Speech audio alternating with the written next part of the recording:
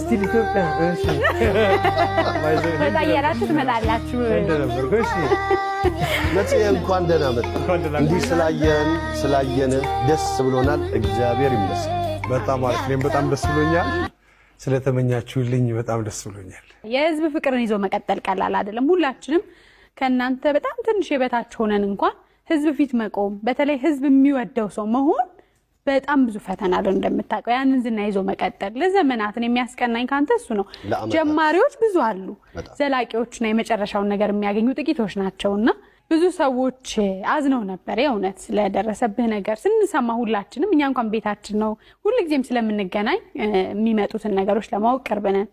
ድንገት ግን ህዝብ ነጽ ታመመ ሲባል በጣም ነበር የደነገጠው እለፋለሁ እኮ እስካሁን እኮ ስለፋ ነው የምታውቂኝ እኮ መግደል በጣም አንድ ትንሽ ልጅ ትላንትና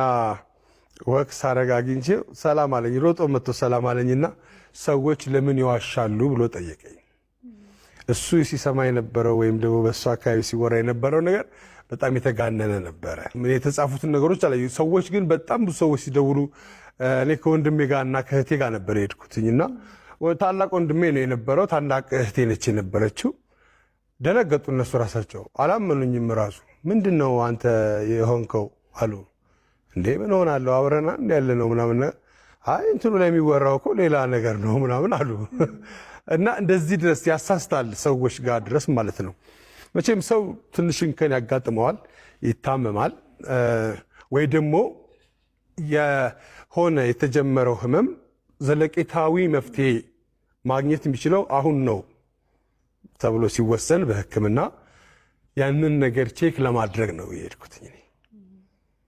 እና አሪፍ ነው ቅድም እንዳነሳው ልጁ ያለበት ምክንያት ለምን ይዋሻል ያለበት ምክንያት በዛ መንገድ አልጠበቀም እንደዛ አይሃለው ብሎ አልጠበቀም እና ሰዎች ሚዲያን የሶሻል ሚዲያ አጠቃቀሞች በጣም ይወጣበት ሁኔታ አለ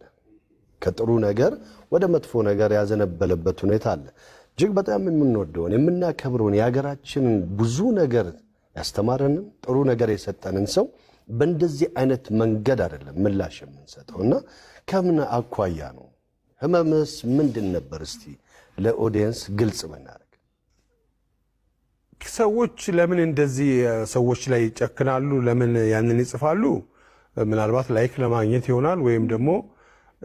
ምንም አይመስላቸው ይሆናል በልቤ